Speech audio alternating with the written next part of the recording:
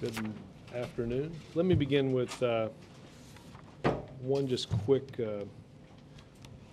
statement on Hurricane Earl.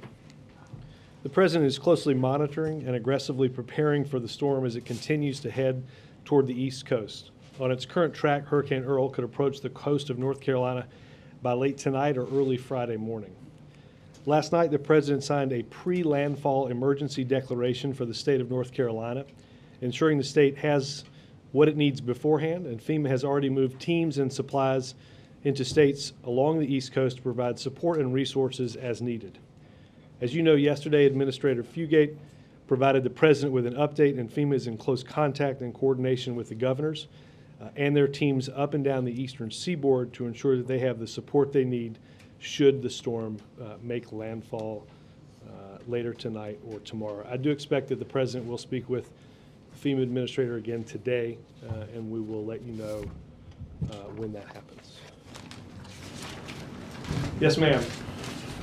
The Mideast, do you have any sort of update to offer on how the talks are going so far? Well, let me give you just a little bit from, well, obviously, as you all know, the talks are ongoing. We expect that at some point, I would say in the next hour or so,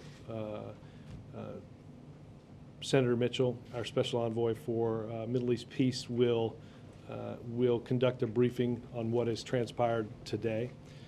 I would say that the President was encouraged in his meetings yesterday by the very serious attitude that each of the leaders brought about these talks and about a long-term lasting peace for the Middle East. All viewed this as a tremendously important opportunity. I think you all saw the pictures last evening and the powerful statements that were made by the leaders in the Middle East. I would also say that the President, as he did in the Rose Garden yesterday afternoon, remind everyone that there are still deep divisions. There are still years of mistrust to overcome. That's not going to be wiped away in one meeting or in one day, and we understand that. The failure, though, failure to try is not something the President wants to do. It seems like one of those deep divisions that you speak of is Hamas. How does the administration plan to deal with them? I mean, they don't recognize Israel. They're promising more attacks. I'm sorry. Is there a plan for dealing with Hamas? Well, look, why don't I defer questions about what transpired today in the talks until Senator Mitchell has an opportunity to answer some of those questions at the conclusion of the meetings today. All right. Yes, sir. Robert, a question about Chrissy Romer's remarks yesterday. She said, I have it in front of me, the only surefire ways for policymakers to substantially increase aggregate demand in the short run are for the government to spend more and tax less. In my view, we should be moving forward in both fronts. That sounds like setting the stage for a second stimulus. Well, let me, I'll be somewhat broad in my answer and a little bit, let's go back to well, both what the President said and what I said on Monday. And I think the actions and the steps that this administration has taken over the course of the past 2 years. First and foremost, the President is and the team are looking at ideas, and he enumerated some of those parameters, including infrastructure. And certainly in terms of cutting taxes, there's a bill pending before the United States Senate that the President, you've heard the President speak on many occasions, that would indeed cut taxes on small business. I think if you look at, if you go back to a year ago, outside of the Recovery Act, we pursued and the President signed legislation that enabled cash for clunkers. The President spoke in December of last year about targeted measures that can be taken to help the recovery. Those have included the Bipartisan Hire Act, which helps cut taxes for those that do add employees. We have expanded we've given states more money to ensure that things like teachers and firefighters weren't laid off. We've expanded and continued unemployment insurance, and the small business bill has passed the House. So look, we will continue to look at and take steps that are, as I talked about on Monday, that are targeted in nature to help continue the recovery and to help create an environment where the private sector is adding jobs. But I think we are all aware of the steps that have been taken. What Dr. Romer seems to be saying here is that a lot more spending needs to come to make this economic recovery.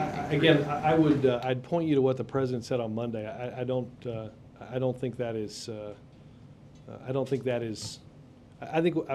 point you to what the president said as ideas that are being looked at. And as I said here on Monday, some big new stimulus plan is not in the offing. How would you interpret then what she said? Again, I would interpret what she said to be very much in line with what the president said on Monday. Following on that, on jobs, what does the president expect out of the jobless numbers tomorrow? And has the economic team come up with some of those new ideas that you talked about? Let me take the second question first, and that is those meetings and those discussions continue to take place. I'm not going to get ahead of any of those ultimate decisions. It's probably it is not helpful for me to speculate on the jobs numbers. I say this for the benefit of anybody that is watching. I do not know the numbers. I will not know the numbers. Just so anything that is said in the next several minutes has nothing to do with my knowledge about the numbers. I do that because everybody gets nervous that if I make a comment somehow, I knew the number. There's an oil production platform in the Gulf that's on fire. Does it present any of the same problems of the BP rig? It's obviously not under a moratorium. Do you know anything more about the accident? Well, let me just say, here's what I know before we came out here. This is I'm told this is a production platform about 100 miles off the coast. I'm told the depth of water is about 340 feet. So this is not a deep water facility. As I understand it, the well was not in active production. I will in some ways reiterate what I think the Coast Guard has said in a statement that they've released, and that is that they responded to the preliminary reports of a fire on board an oil platform in the Gulf. The initial report that we got were that 13 people were on the platform. They are accounted for. One is injured and is on his way out of that area. 2 Coast Guard cutters, multiple Coast Guard aircraft were en route. 1 Coast Guard helicopter was on the scene. We will continue to gather information as we respond. We obviously have response assets ready for deployment should we receive reports of pollution in the water. Is the president convinced that the inspection of rigs in the Gulf of Mexico is moving fast enough? I've not gotten a recent update on that. I will try to get one. Obviously, we have taken some.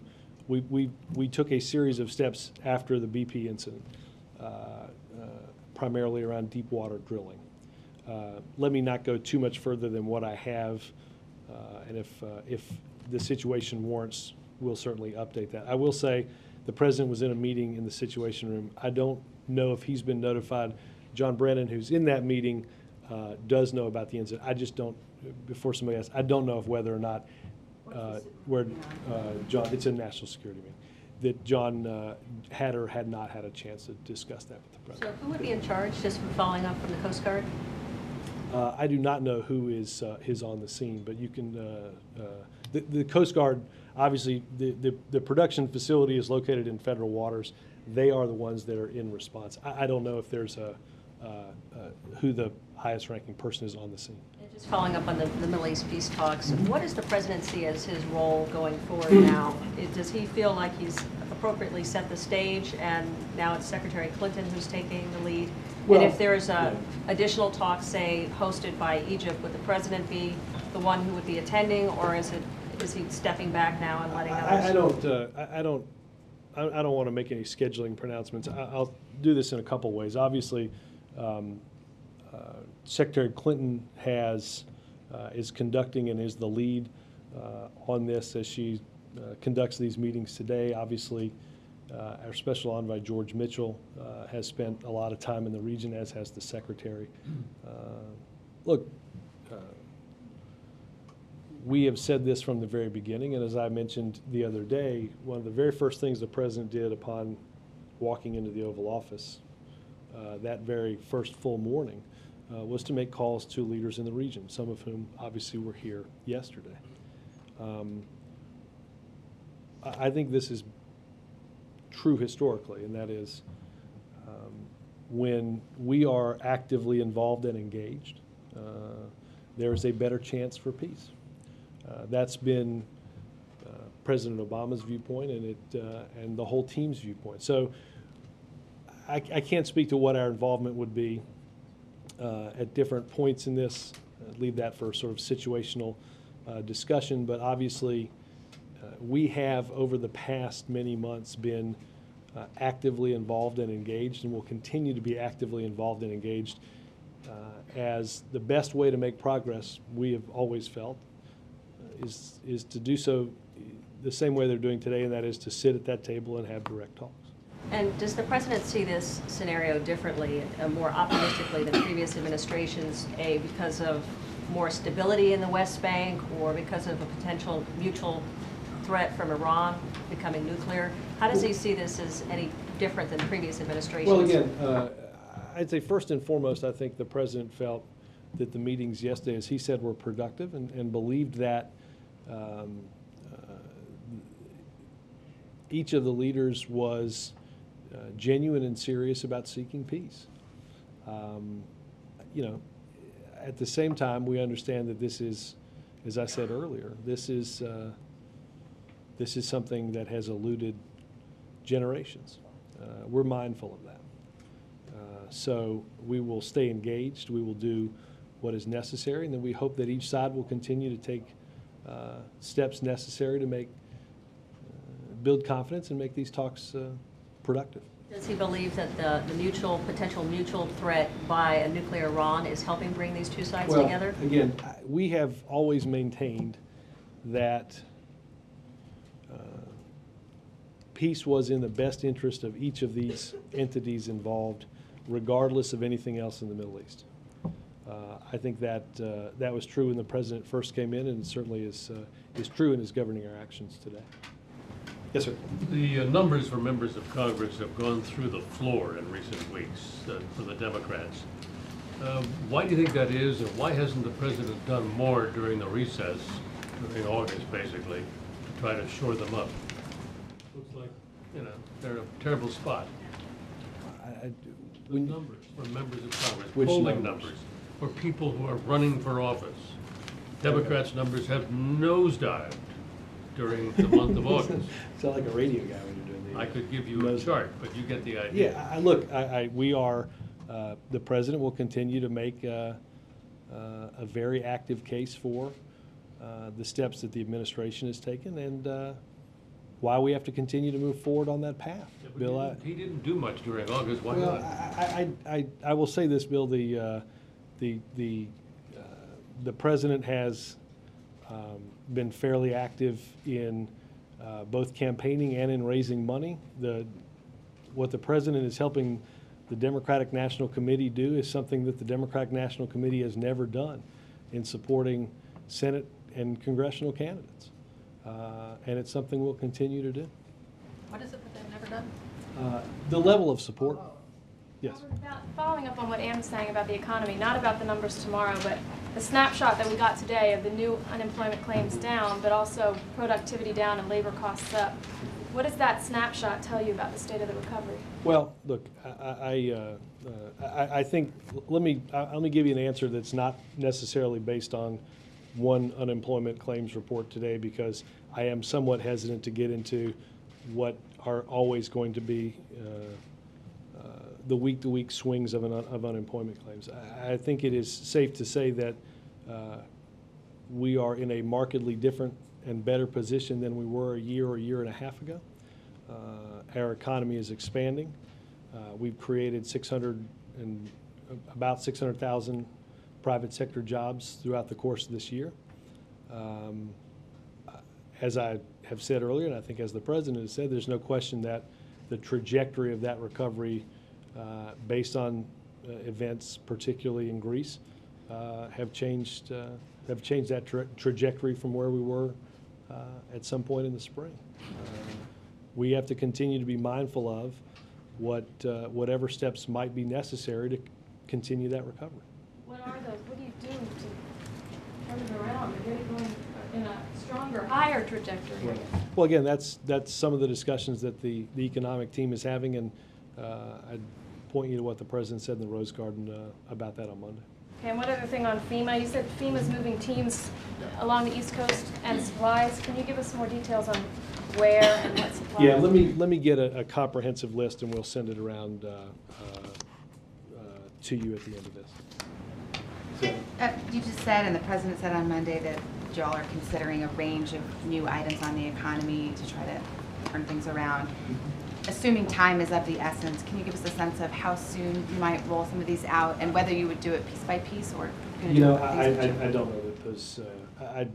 Obviously, they're still doing meetings and discussions on this, so I don't have any scheduling updates. Would you agree that it's something you'd rather do sooner rather than later, or is it a matter of, would you do it piece by piece, or do you want to rule out? Again, I think the final decisions would have to be made before I'd have a good understanding to be able to talk about it. Given that so much of recovery has to do with confidence and how people feel about the economy, can you talk about what your strategy is in terms of how to talk about the economy, tempering the balance between being realistic but also trying to convey confidence? Well, look, I think you've heard the President. I would point to what the President said in his speech to the nation on Iraq, that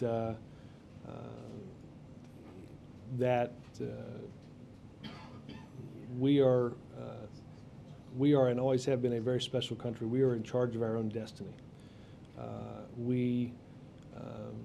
I think you've heard the President over the past many weeks talk about the steps that we've taken, and the fact that if you look at, again, where we were the end of 2008 and even the first quarter or so in 2009, we've made some important progress, but there's important progress yet to make.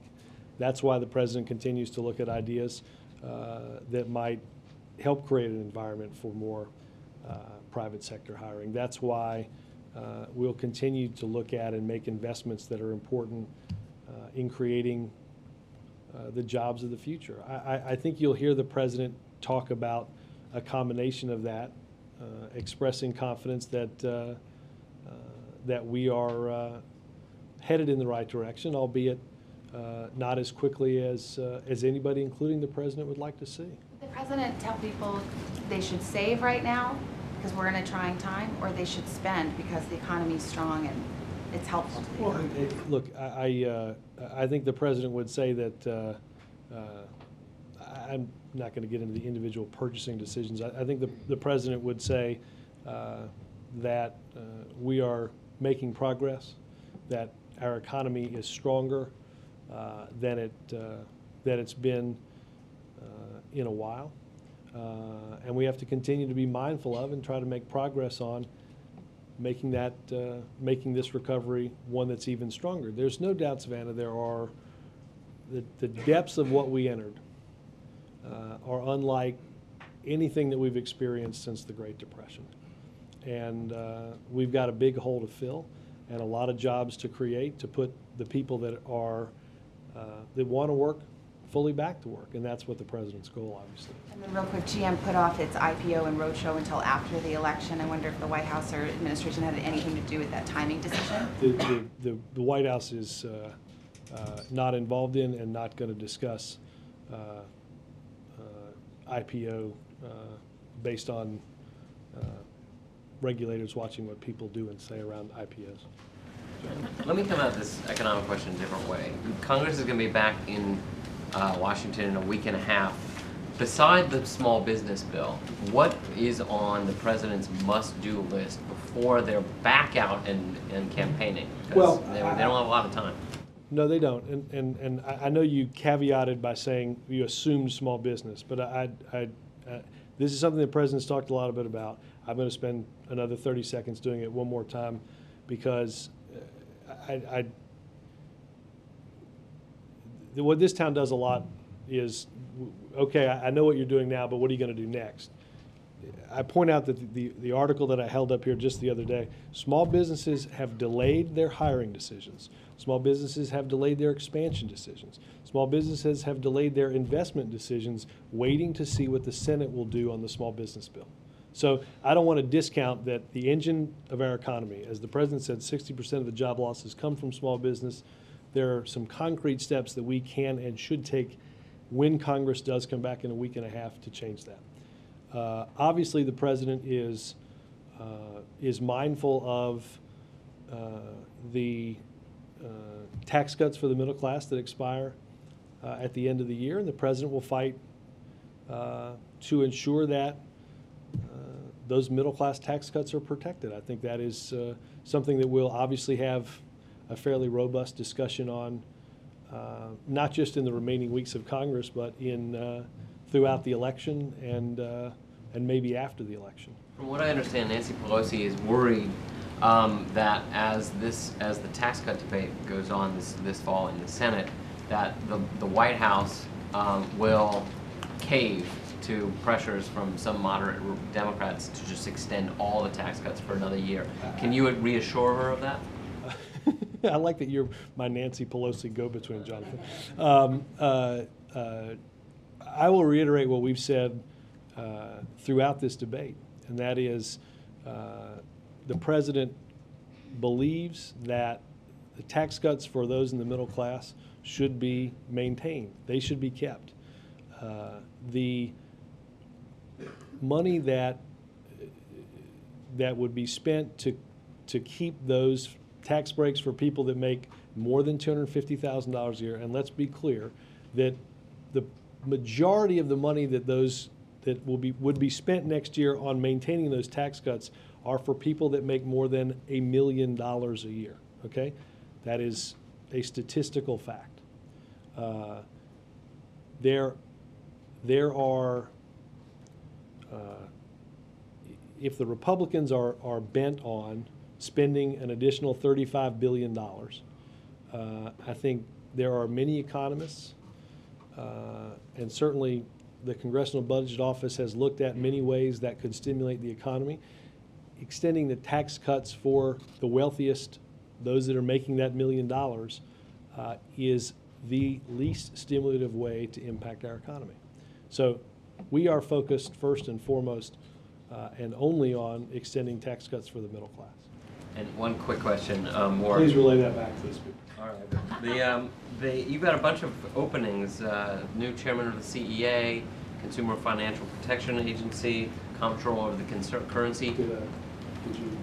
I'm sorry, Jonathan. The CEA thing's not going to work out, but Amy was supposed to. God, if you would, Amy if you were even to, thinking about that. Amy was I'm supposed running for the to door. tell you that before the briefing started. Do you have timing on any of these? No, as I said earlier in the week, I didn't expect that CEA and Consumer would be done this week. It's not. Obviously, Dr. Romer's tenure concludes tomorrow. I do not have a timeline for those 2 openings. Mark? Robert, can you say what the NSC meeting is about today? Series of national security issues. Urgent? Some, no, I would not. It's I don't want to get everybody nervous. It's not it's something that the president does fairly regularly. Robert, in his speech on Tuesday night, President Obama said that there could be patriots on both sides of the Iraq issue. Mm-hmm. Does he believe there could be patriots on both sides of healthcare issue, government spending, taxes, and the like? Sure. I mean, look. First, inherent in your question, Mark, is that I don't think that the president is not going to question the patriotism of those that have a different view than him. I don't. That's never been. They may have policy disagreements, but I don't think based on those disagreements, at least the president would not make the argument that somebody is more or less patriotic based on the fact that they share his position on a certain policy issue. But he accuses Republicans of game playing, of holding issues hostage. I mean, that certainly casts aspersion. Well, can you have it both ways? Well, let's take, for instance, what the president said on Monday about the small business bill. The president asked the Republican Party to end the blockade on needed and necessary aid for small businesses. What I think is somewhat undeniable is they've held up that bill. If the Republicans are proud of holding that bill up, I don't think they should have any problem with the president mentioning that they're holding that bill up. I do think that's somewhat, if not markedly different from questioning their patriotism for holding up the bill, which I don't think you'll hear the president do. And on a lighter note, any comment from the president on the reviews of the new Oval Office decor? I've not heard him give a review on the reviews. Was he involved in picking the color scheme? I will tell you, Mark, that is not something, I know you'll be surprised, that I was not consulted stylistically. You officially neutral? Actually, you would match very well. Like we are. I'm trying for one more day of the summer, so it's, don't read anything into my suit. Great headline on the style section, the audacity of taupe. There, I think I heard Burton say that first, so I don't know if he got some sort of credit on that. Juliana? The rig explosion today, it is in shallow water, Yeah. but would it have any impact on the current deep water drilling moratorium? Not that I know of, and I say that largely because obviously we are still trying to gather information about the events that are happening at that site right now. I think obviously there is a process that the Department of Interior around the existing deep water moratorium. Hard to match those two issues up based on the fact that we don't know a ton at the moment. Granted, you don't know if the president has been briefed on this yet, but is it possible My that sense is that Brendan will likely have told him at the end of that meeting, but I don't know that for sure yet. with the current investigation into the Deepwater Horizon explosion, is it possible that that could be broadened out now? Does this raise new concerns about shallow water? Let me do this. drill? Let me get, I will go back and get as much of an update as we can throughout the day and see if any of that changes. I don't, at this point, based on what we know, I don't want to marry those two up. And, But I will double check today. So tomorrow is Dr. Romer's last day. The White House had said that you had hoped to fill that vacancy by her last day. With the jobs report tomorrow, with the economic team working to come up with new measures, is it at all significant that there is a void now on the economic? No, look, obviously there are, we have a pretty full and robust team that will meet with the president in about 15 minutes. And obviously, as soon as we have an announcement on a CEA replacement, we'll let you know. Would there be an acting director in the interim? There could be, but again, I don't.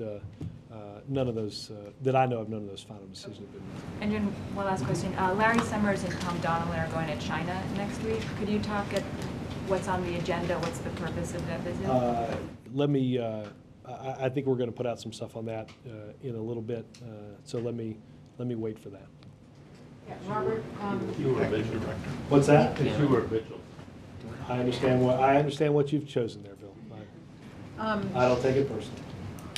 Robert, you've said both that there's no new big stimulus plans are in the offing. On the other hand, the economic team is looking for new ideas. Has the president come to any conclusions about whether any new policy initiatives, other than the ones that are stalled in the Senate, could affect the economy between now and Labor Day? Well, again, that's, well, let me first of all, I mean, in that first part, that when I say inherent in the first part of your question is as I said and as the president said on Monday, we are mindful of, as I listed earlier, targeted measures that can or should be taken in order to continue a trajectory of recovery.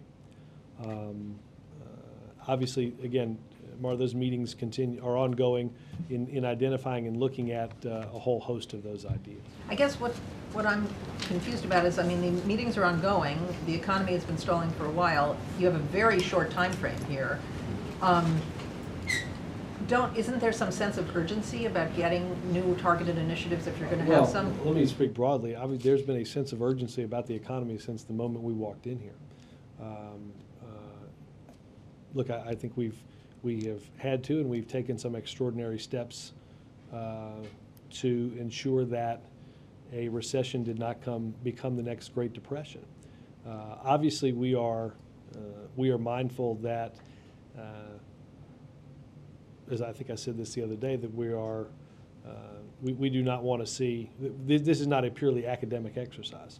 So obviously, as Jonathan mentioned, Congress will soon be back in town, and no, not for very long, but obviously I anticipate that some of those decisions will be made before that. Just to follow up on a specific piece of that, you said if the Republicans are hell-bent on, that wasn't your exact words, on adding $35 million. Yeah, on $35 million to the deficit, there are more targeted ways to do that are more stimulative than extending Yes. the tax cuts for the rich. How open is the president to a payroll tax holiday for employers and/or employees as one of those targeted things? Look, I am just going to say, Mara, that obviously the team is looking at a whole host of issues. I don't think it makes sense for me to get into what those are or might be individual. Is the president tomorrow going to make any public statements about the job numbers? I believe that's the case, yes. And some of them seem to be worried that the president doesn't seem focused enough on the economy and creating jobs. What do you say to those Democrats who have those concerns? Like who? Democrats I've talked to, Democratic aides on the Hill, who say that they feel like the president isn't focused enough. This week, of course, was dominated by foreign policy. Mostly he inserted some comments about the economy in his Iraq speech. But those are some of the concerns that I'm hearing. Look, again, I don't know who exactly you've talked to, but again, this president has been focused on dealing with the economic problems that we faced the moment we came in here. We faced a housing crisis, a crisis in financial stability. 8 million jobs had been lost. The economy was contracting for years. While productivity was up, paychecks were not. The president has had to deal with each and every one of those issues. We've made progress on reducing foreclosures. We have gone from an economy that was contracting to one that's expanding. We've gone from an economy that was shedding jobs to an economy that is creating jobs. So we have taken the necessary steps, many of them extraordinary, in changing the direction of our economy. And the president will continue to dedicate more time to that than anything else on his schedule. I will say this, because the president is giving a speech on Iraq does not mean that the president isn't dealing with the economy. Just like when there is something to deal with in foreign policy or in the economy, it doesn't mean he's not dealing with something internationally. I mean, what comes with this job is, well, I'll say this. I have only worked here since sometime in the afternoon of the 20th of January 2009. I've yet to come here where somebody greeted me at the door and said, "Good news, there's only one problem today." Trust me, every morning I pull up in hopes that someone does greet me like that. I don't anticipate that it will happen. Robert, one more on the economy and the measures that you're contemplating, without getting into the specifics. Has the president looked at the numbers, which do show a pretty dramatic slowdown in the recovery, and said, we need something dramatic here? Is something dramatic needed?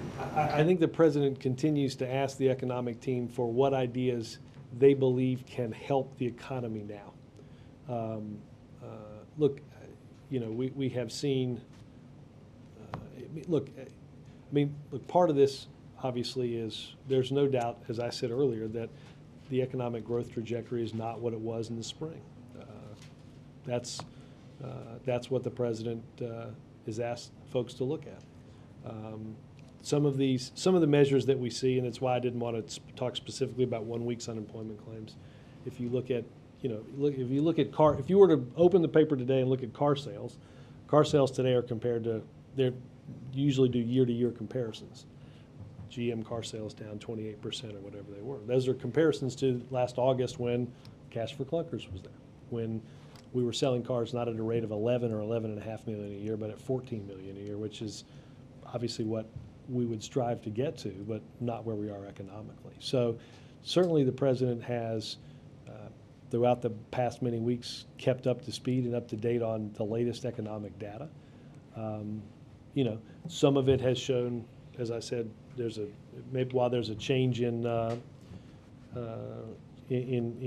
growth, you look at something like yesterday where I think it's, without divining everything that happens in the stock market, that you had a pretty big rally fueled largely on manufacturing index that showed, for instance, employment at a rate that folks hadn't seen on that index since the early 1980s. It sounds like a no, that the data doesn't require something dramatic or Well, eye-catching. Again, I do not anticipate something that rivals the extraordinary measures that the president has already taken. May I follow up? Well, you do seem to be laying the ground for modest changes. Peter Orzog said if you extended over 10 years, all of 2001, 2003, it would cost $700 billion. But arguably, if you only do it for 1 year, it costs $70 billion. Is that affordable? Are you talking about for the upper end, or are you talking about All. all of it? Again, let's take, I think if you break out 1 year of, I think if you were to extend the upper end tax cuts for next year, I think the price tag is $35 billion. Okay, so that's even, is that even more? Would he veto the bill that had that in it, by the way? I wouldn't get into the hypothetical like that. The president does not support extending the tax cuts for those that make, on average, about $1 million a year. Those are, again, I think it's pretty safe to say, I don't think I'm being malicious to the Republican argument, that they're concerned about spending, right? That does not seem to necessarily carry over to tax cuts for those that make $1 million a year. The president believes that we should focus our tax relief on the middle class. Certainly, one, because we can't afford to make reckless economic decisions to extend tax cuts for people that weren't asking for them and didn't need them.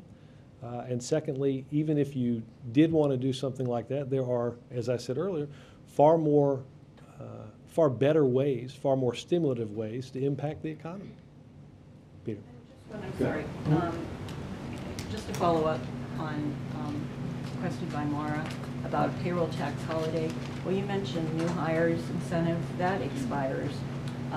But would you be in favor of an additional extension of that? Again, the team is looking at a range of ideas. I, for a lot of reasons, don't want to get into each individual. Peter? Thank you, Robert. In his Iraq speech, the president mentioned that the economic recovery is his central preoccupation. How are Americans to know that that is his primary concern?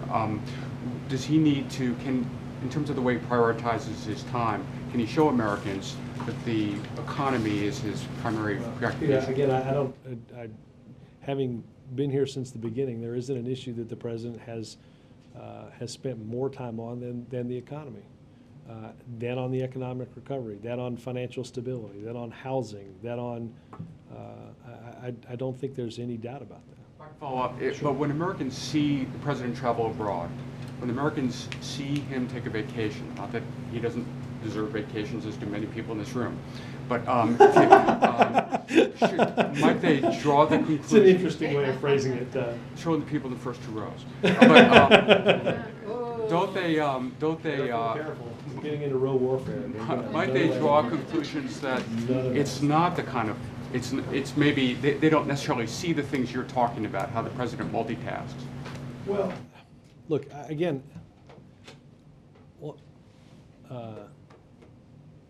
I'm trying to think of an example that would help illuminate. I mean, let's take, for instance, I think everybody would say getting our policy right in Afghanistan is very important. I think that is of concern to many in this country.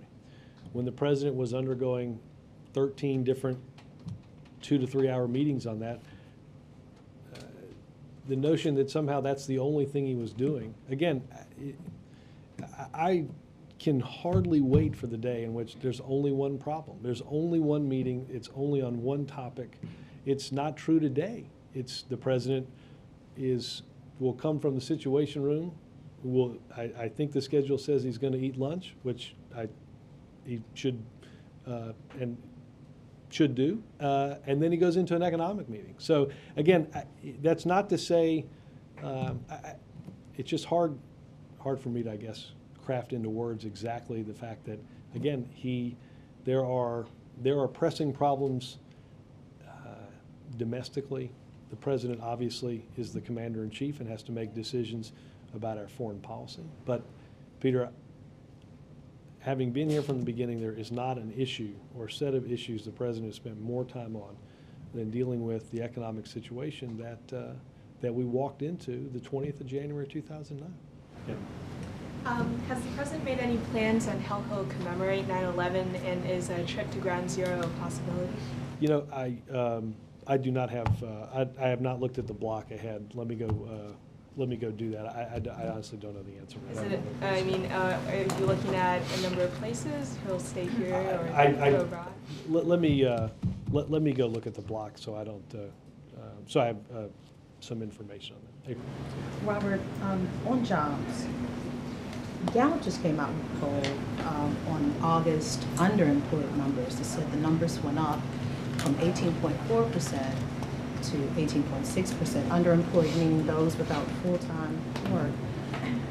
Is that included in what the president is trying to do to get people back to work? And talk to me about how. Look, I think, again, creating, what you have seen happen in this economy is productivity has increased, temporary work has increased, meaning employers have taken the steps of adding hours, but not necessarily adding additional full-time workers. There are any number of people that in the monthly employment survey are included in a group, would be included in a group of people that would like to work more if they could. That's why you typically hear that. That's why you typically on a day like tomorrow you'll hear an unemployment number and an underemployment number. Those that would like to have additional work but can't find it. Obviously, those are just as much a focus as those that don't have work and need it, because inherent in dealing with either of those two groups is greater full-time employment, and that's certainly what the president and the team are looking through. And also on this platform, this production platform explosion, could you talk to me about why justice is involved in this right now? Why justice is involved in this? Yeah, the way I understand justice is looking into this, they're investigating this. April, I don't have any information on that. The information I got was from the Coast Guard. So I will go back and see if if there's justice involvement in what's happened today. Is the administration concerned at all by the fact that Mariner Energy has links to BP and this whole situation happened? Again, I don't want to make any broad statements on what I know about today's incident when I came out here. Let me go back. I think I said I'd go back and look and just get a better or fuller update throughout the day and see what's going on. Margaret. Thanks, Robert. I wanted to return to the subject of the Mideast peace process and try to flesh out which calls the president has made, especially for Arab support beyond obviously Egypt and Jordan. Specifically, has he been in contact with Saudi leaders, Kuwaitis, Moroccans, Qataris? Can you tell us who he's talked to and what their feedback has been? I believe he has talked with King Abdullah recently. I don't know I can get the exact date of that. And I think a readout on that would actually be really helpful. Let me. What's today? It would have happened earlier in the week. So let me. I think that if I'm not mistaken, on Monday was the 31st, right? They all sort of blur together. I believe that they spoke on Air Force One on Monday, but I will let me go see if there's a readout on Since it. his meetings yesterday, since his bilats yesterday, and in the course of today, where presumably he will, when he talks with George Mitchell, get a readback on what's Yeah. going on. Do you expect ongoing telephone calls Let me do this. Let me get a better answer to that based on discussing with him after he's had a chance to talk with Senator Mitchell. Look, obviously, both Secretary Clinton and Senator Mitchell have been deeply, deeply involved in this. So let me include what their activity might be as well in some of this. Yes, ma'am.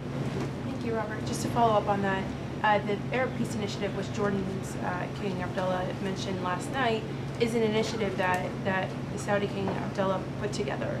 Was he at all, was he invited to attend these talks, or was he consulted beforehand? Yeah, again, I believe they spoke Monday or Tuesday. Let me go back and find, and we will try to find a. Be a day before the talks would take place, Let and me, most of the leaders already. let me get a better readout on exactly what was said and what might have transpired. You don't know if he was invited to come I to don't know Washington. directly the answer to that, but let me find out. Yes, ma'am. Thanks, Robert. Do you have any details about the dinner last night? The Israelis released that Prime Minister Netanyahu gave some gift of peace to the president. There was I don't know how to describe it. I'll go back and it was in the Oval, in the outer Oval last night, so I can go back and look at what that gift was. Just a couple things. One, to clarify, you said, this is a different track than Marta. You said that some big new stimulus plan is not in the offing, but the economic team is looking at a host of issues. That host of issues, the exception is a big stimulus? Well, again, I think it's just safe to characterize. I'll characterize today the way I characterized it on Monday, and I think the way the president characterized it on Monday, and that is targeted ideas to continue to spur the recovery and create an environment for private sector hiring.